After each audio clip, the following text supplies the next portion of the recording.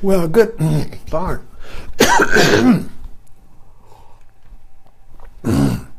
Good morning and welcome to Zen Live. And a new metaphor for your toolbox. And today, the metaphor is crack your shell. You know, an egg-shell with a little chicken inside. And so let's take a look at Eckhart Tolle's quote for the day. It's a longer one. And for those of you who are just dropping in order to get the metaphor for our toolbox, and again, those of you dropping in, a metaphor is a tool that you can use to open up your mind and look inside to see what's going on. You see, we are the mind, so we're a mental process trying to look at a mental process. But you can't do that because the mental process is outside of the mental process it's looking at. So we need to look at the mental process as mental process through a metaphor which transcends logic. But we'll get to that. But anyway, a metaphor is a new way of thinking or looking at the ambiguity of our own mind. Okay, so here's the quote. No matter what your body's appearance is on the outer level, beyond the outer form is an intensely alive energy field. If you're not familiar with inner body awareness, close your eyes for a moment and find out if there is life inside of your hand. Body awareness not only anchors you in the present moment, the now, it is a doorway out of the prison that is the ego. Okay. No matter what your body's appearance is on the outer level, well, that's the eggshell. You know, you may paint it, it may look like an Easter egg, it may be, you may like the shell, you may hate the shell. You may try to fix the shell, paint it up, put on makeup. You compare it to other shells. My shell's bigger than that shell. That shell's littler than mine, so I'm the biggest shell in the basket. I'm number one, you see, I'm the biggest one. Or, oh no, I'm a little shell. Everybody's trying to crack me. Everybody's trying to break me up. You know, I'm such a weak little shell. Or I'm the big shell, I'm the rolling stone, you see. That's the outer shell. But what's on the inside? You can't tell. Is it a chicken? A duck? A turtle? Who is that tapping on the inside of being? You see? In other words, I wrote a poem about this once. Pregnancy, when my son was born. Who is that on the inside of being tapping, tapping? Who am I? You see? When the baby is beginning to grow, oh, we put the hand there. We feel the kick on the inside of the shell. We feel the kick of somebody, a person, a living being, kicking on the inside of a being. I can't see who's in there. Is it a girl or a boy? Who will it be? My favorite line to describe this is a child full, a bodiless child full of life, crying in the gloom, what shall I be? Right? So inside this egg, there is a kicking, a knocking, a tapping of something that wants to be, that's something that wants to break out, that's something that wants to shout out, I'm here. Ta-da! But we live in a world of eggshells. We live in a world of objective things. We live in a world in which we are outside of the shell, so we can name it and look at it and call it this or that and paint it and look for it and hide it from other people. And, that's the idea of living in a world of materialism is living in a world of objects, things. And I'm also a thing, you see, from that view. And so let's take a few to crack this shell. Now, the shell now is going to be a metaphor that has different meanings, different layers, you see.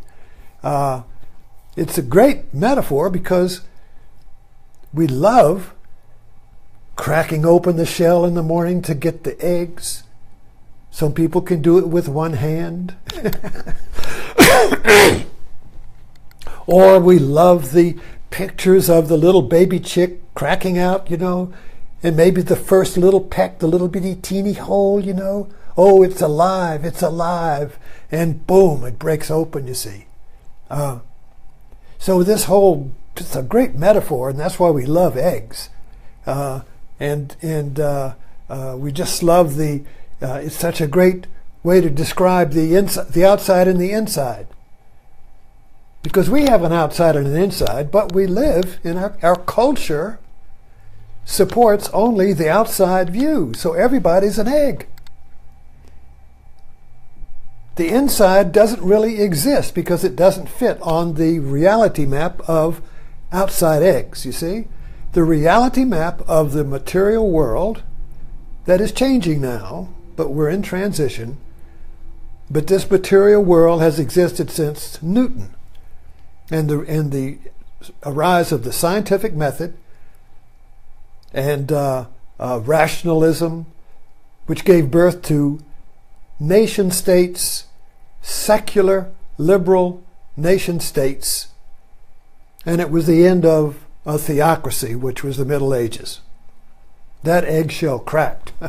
And what was born was enlightenment, reason. And that gave birth to America and the Constitution and the Declaration of Independence is when the chicken comes out of the egg and says, I'm out. I can create myself now. I can create my country. You see? So this egg cracking thing is something that's going on all the time. So what Tolle suggests here is that you can feel what's on the inside of the egg through your body. And this is meditation too. All this. I remember back in the 60s, it was a big deal to do sensory training, like just close your eyes, and you get a box of stuff and you pass it around. Then you say, "What is this? Oh, is it a nut? Is it a crayon? What is it? You know, taste. You know." So you close your eyes and you try to feel what the thing is. That was a big deal. Or put a blindfold on somebody and take them out and put them up. Feel a tree, feel a plant, you know, feel a stick, feel the side of the house. You see, it's a breaking out of this eggshell of visual separation. Visual separation. Marshall McLuhan said this really began with the invention of the printing press.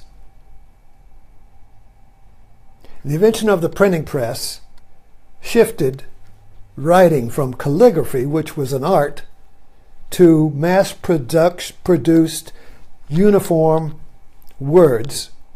And when everybody began to read, it created a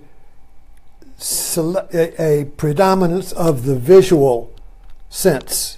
So when you read something, you are outside of what you read. You get that? When you listen to something, you can tell the difference between listening to radio and watching TV.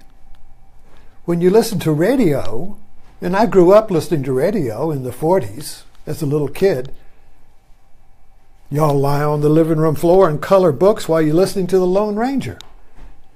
But you are the Lone Ranger when you're listening to the story. That's why kids love stories. Tell me a story. But when you start reading a story, you're outside of the story. Now, you can enter into it, you see, and imagine yourself in the story, but it's primarily a visual experience. You don't taste the story, you don't hear the book, You don't feel the book in the sense that you inside the story, you see. You don't smell the book.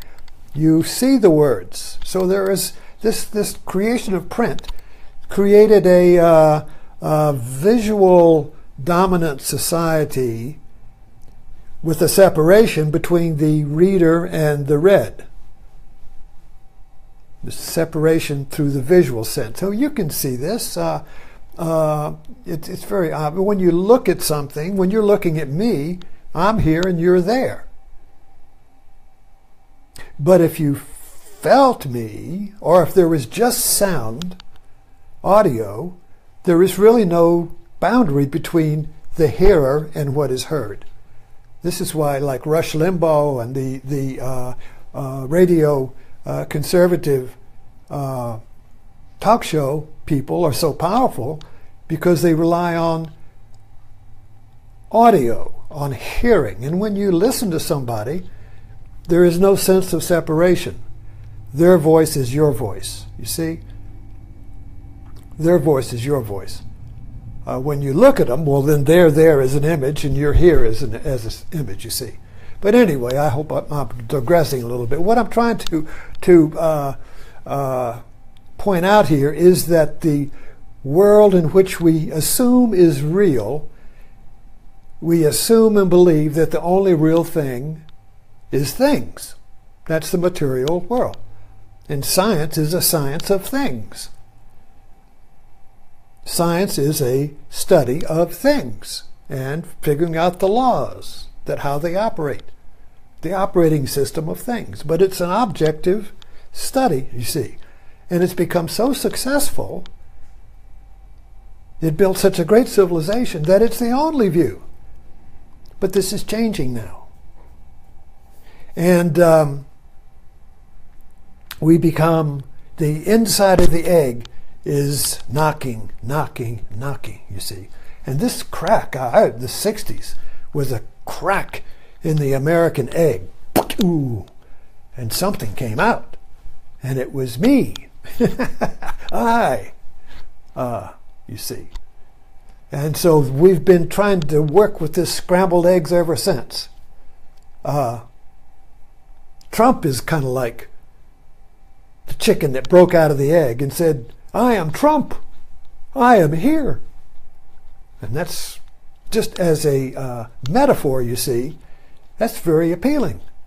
So we get under the wings of this chicken, like little chicken biddies, you see. And Trump says, I am here. I am the one. I am, but throughout heaven and earth, I am the honored one. That's the statement of the chicken when it breaks out of the egg. It's the first person. You see, we live in a third-person world. Everything's an it. I'm an it, you're an it, we're all its. And Darwinism, neo-Darwinism, says that we're a bunch of its, and we're created by chance, mutations, accidents. There's no intention in nature. We're just it's just a stupid tale told by idiots. If a infinite number of monkeys tapped, eventually they would write Shakespeare. It's something stupid like that, you see. So this whole world we're living in is cracking up. We want to break out, you see. But this breakout cannot be done as a group. You have to do it by yourself. You have to break out. You can't go in a crowd. I think Jesus said that. You can't, a rich man or a group can't get through the eye of the needle. You can't go to heaven in a church, although we like to think that, But in other words, so you can't break out as a group. You can't break out as a herd, as a team, as a tribe, or a cult, you see, or whatever. You have to do it by yourself. You're only born by yourself. You see what I mean? You're only born as a first person. You're not born as if you're looking at yourself, you see. When you're born, I am. Of course, then when a little baby is born, an infant is born, it's born as I am, but it quickly adapts to the I-it world, and then it says, well, I'm, then I begin to be a separate little sense of self, and then the angst starts, you see. The separation anxiety starts. We all know when that starts with a child, the mother turns away and the kid panics. That's the beginning of the separation in the self. He's beginning to separate from the mother, and he's alone. He's afraid. He's lost his first person, and he's becoming a third person, an exile, you see. There's where he kicked out of the Garden of Eden. Mommy, come back. Don't talk to her, Mommy. Talk to me, you see. Separation. And then that just continues. So we continue this separation in a world of eggs. Where is the inside of the egg? Where is the inside of me? You see. And so that's what Tolle is all about, basically, is changing or shifting consciousness from the outside of me to the inside of me, from a third person to I am. So this shift here, crack the shell. There's two questions that demonstrate the outside and the inside of the shell. Now, let me point out that both sides are needed. When you take it we're talking about this shell. The outside is needed, the view of things, because I need to catch a bus and I need to make things and I need to run around and have a job and do all things on the objective map. I need to get from here to there and all of that, you see. But all the while, there is this hidden inside of the egg, the I am, that is either ignored or repressed or asleep. When we feel I'm not being validated or understood or accepted or loved, that's the inside crying out. That's the little babe, the little infant, the little 2-year-old saying, Mommy, Mommy, where are you going? See, that's that primal separation right there. He doesn't like me. When we fall in love, two insides meet and become one inside. When you fall in love, you're not an outside shell falling in love with you're not one thing falling in love with another thing. That can't happen. Two things can't become one. It's either this or that, you see. Two. But when the one is awakened, there's only one. Remember, throughout heaven and earth, I am the honored one, you see. Throughout the outside and the inside, heaven and earth, throughout first person and third person, I am the honored one.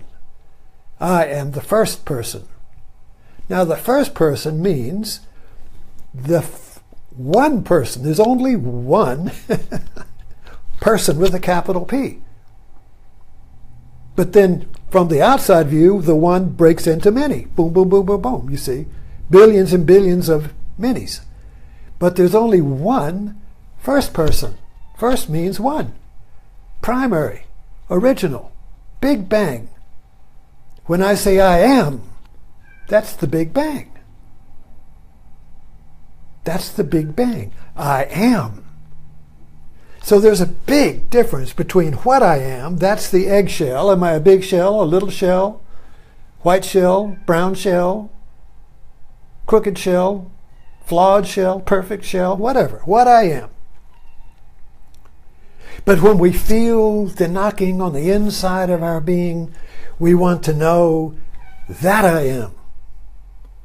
That I am is prior to what I am. That I am is primary. What I am is secondary. Can you hear the cat crying in there? So that I am is Zen.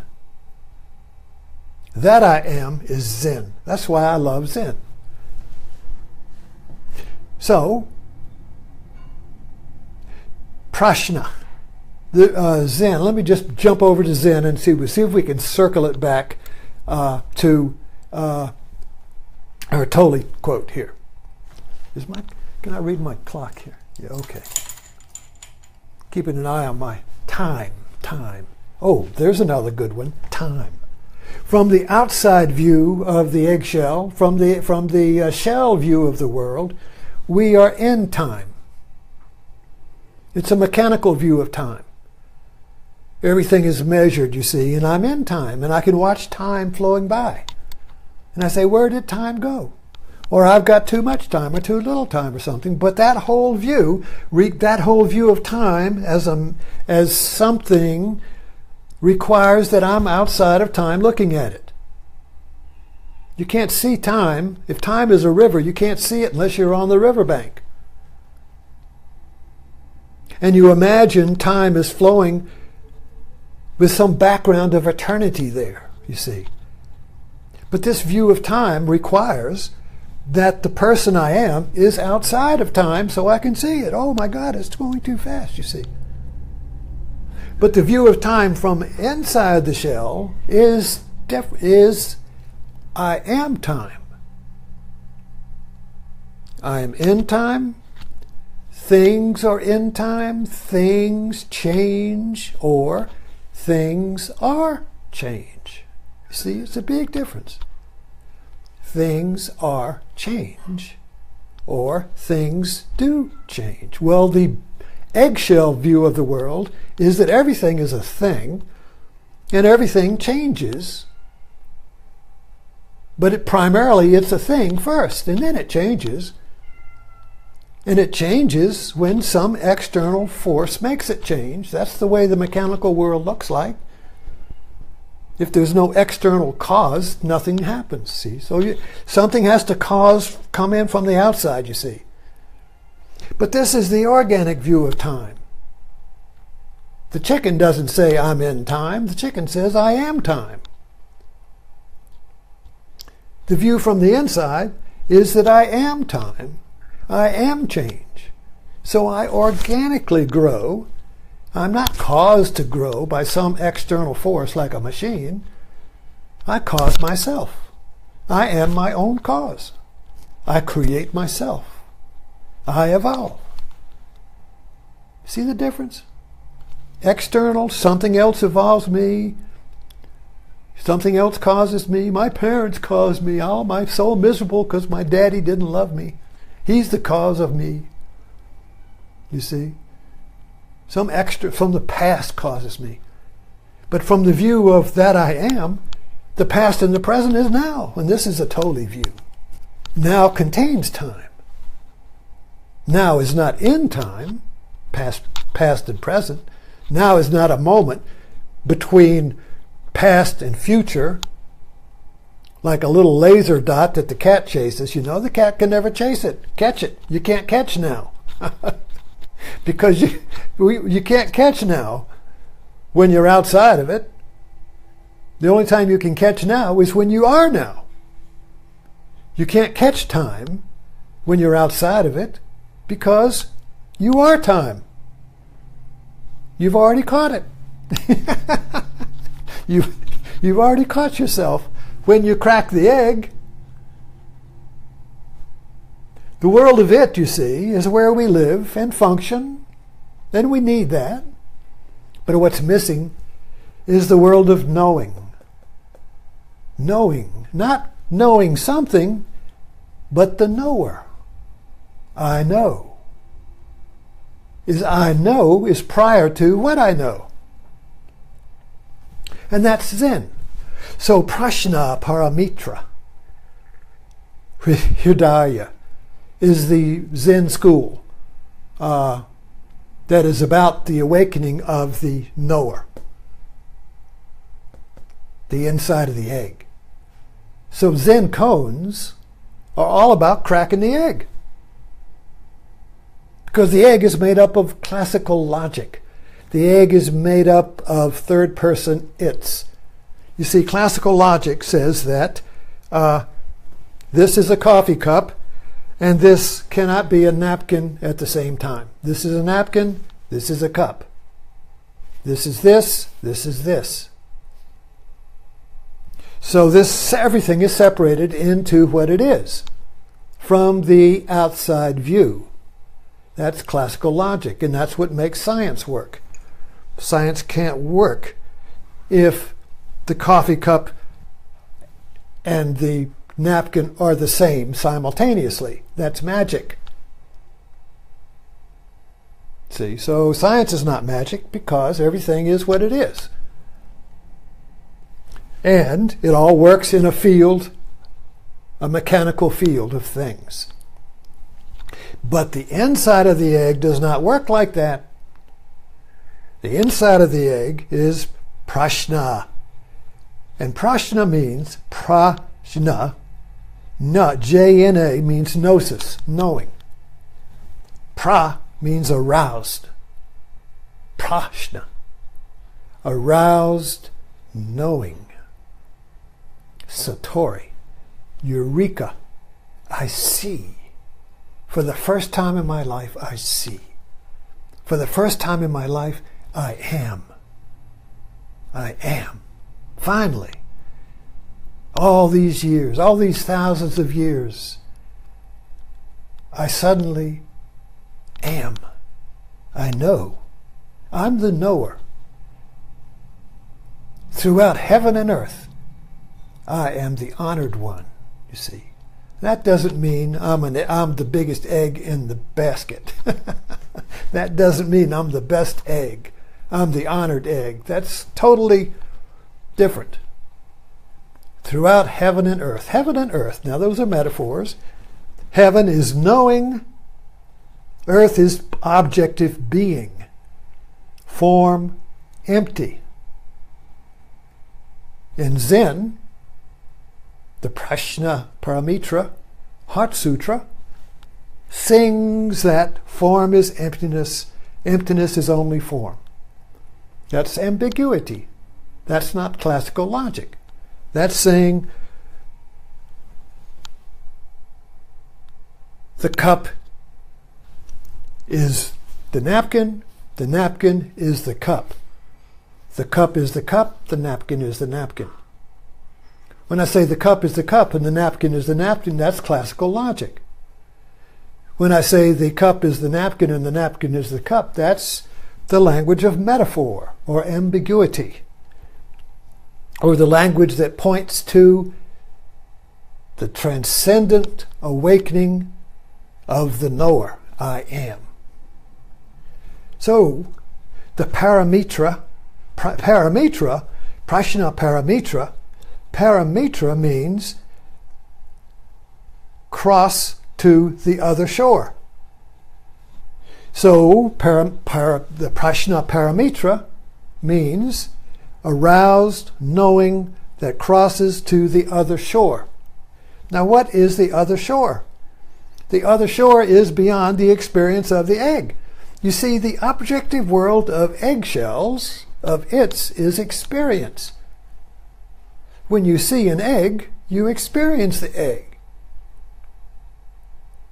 And the experience then is broken down into names. Well, then that's a big egg, a little egg, a white egg, a brown egg, a chicken egg, a turtle egg. You see? The egg with a wart on it, that egg doesn't look good. It's got a dent in it. You see all these qualities, but I'm still experiencing the egg. So, that's the objective view in which we live today in our culture.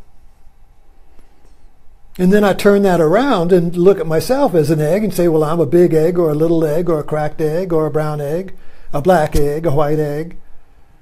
And so white eggs are better than black eggs. Black egg wants to break out and be better than white egg. It's all objective. The I am, the knowing, is not qualified. It's prior to qualification. It's prior to experience. It's the knower before you know something. Something is the known. So the knower is unknown. As soon as you know it, it's become an eggshell. You see? As soon as you turn around and know yourself, oh, I know myself. You just made yourself into a thing that I know and experience. The known. So the unknown knower always remains aloof. You can't catch that unicorn. You can't make the knower into something known, which is why science says it doesn't exist, because you can't look at it. You can't look at it, analyze it, measure it, weigh it, smell it, taste it, shake it. It doesn't exist. So it's just a ghost in our culture. But it keeps erupting all the time. But, as I said, only you can become the knower, but you can't know yourself. There's the paradox. So, the prajna paramitra of Zen is the aroused knowing that crosses to the other shore, and the other shore is beyond experience of the world as it experience, you see. So the irony here is that the now Tolle talks about, power of now, the power of now is transcendent. You can't experience now as an eggshell, as something in time. The now is time. The now is the knower. So you get back to form and emptiness, emptiness, form. So form is the eggshell of its.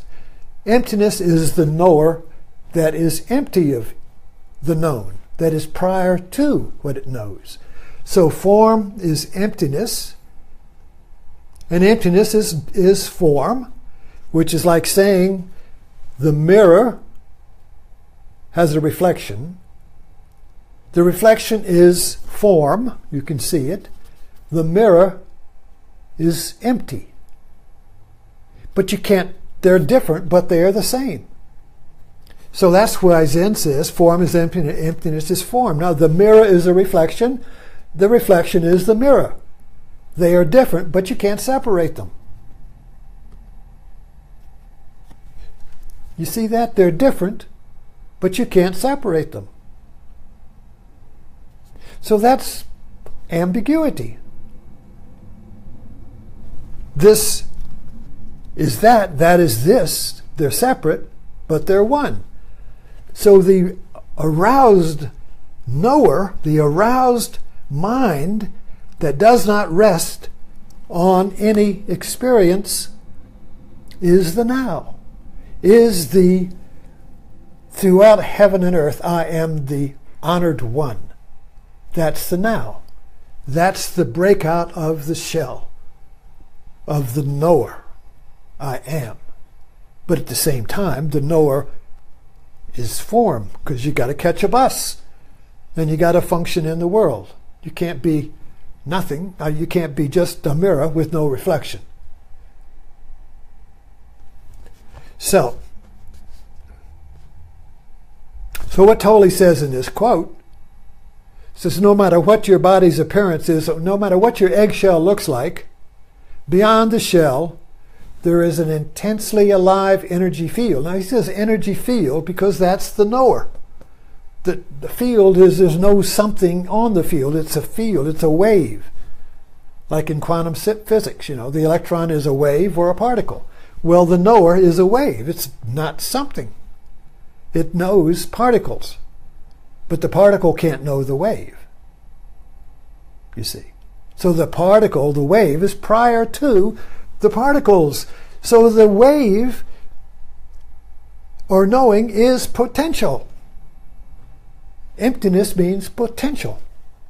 Emptiness means potentiality, creative potential. So the knower is creative potential. And it creates forms. That's what an artist is. An artist is a knowing, pure knowing that is potential, and it creates stuff out of the forms that are given. If you're a painter, you create something out of the paints that are given. If you're MacGyver, you create a tool out of the stuff that's given. So the knower, when awake, is creative potential. I am. So we are creative potential. We're not things. We create things. You see. But you can't create the world unless you don't identify totally with the world as a thing. A thing can't create anything. So you have to get to, you have to cross to the other shore in order to awaken the aroused knowing of now. So basically this means, from this view, is that the universe is alive and creative. The universe is alive and creative, and it creates itself out of itself. And sleeping in this universe is the knower, or I am. And this goes back to the yoga and Hinduism and the Upanishads, which was the first written down description of I am that. The awakened first person, the one without a second. And see, in the West, we make this one without a second into a God, Yahweh, who is the universal person that is outside of experience. Yahweh's outside of his own creation. And so that is an image of who we think we are. We think we're like Yahweh, a person outside of everything that we experience, and then falling asleep and believing I'm also a thing in the world I've created, but the Creator has gone to sleep. So I'm just the created, you see, in this worldview. I'm created, I'm an it, I'm an eggshell. Somebody else created me, my father, my culture, God, chance, whatever. I didn't create me. Who do you think you are, God? You see what I mean? So this whole thing of spiritual search, seeking, is about cracking the egg and breaking that knower out, who screams at the top of his lungs, I am, you see. And of course, a lot of the new identities that are evolving in our culture are group I ams. Civil rights, with black people breaking out of the shell of being an inferior egg into cracking it open and saying, I am here, I am. And gay people, the same thing. I'm here and I'm queer. I'm in. And then lesbians, and then LGBT, And then women cracked the egg of being a servant to man. Said, I'm here. So one after another, you see, but all these are groups. All these are group eggs, group breakouts, you see, which is fine, but that doesn't crack your egg. That's just an exterior, that's just one more egg, or it, you see. But inside that group breakout, there is still your egg that you haven't cracked yet. Because when you crack that egg, you're free from the basket of eggs that look like you. You see, so when gay people break out, there's still a basket of gay people eggs. And now you are broken out because you belong to that basket. Or you got a basket of black eggs, or you got a basket of women's eggs, or you got a basket of Muslim eggs. I don't know. Whatever group you're in is trying to break out, that becomes a basket, you see. But within that, there's still your egg. You see, that's the one you got to break out of. And then you're free from all the other baskets. Then your mind is aroused without resting on any basket of eggs. You're free from being anything. You don't rest, your awakened mind doesn't rest on anything, because you are prior to everything. You are, throughout heaven and earth, you are the honored one. So, thanks for dropping in, and I'll see you at Martini time.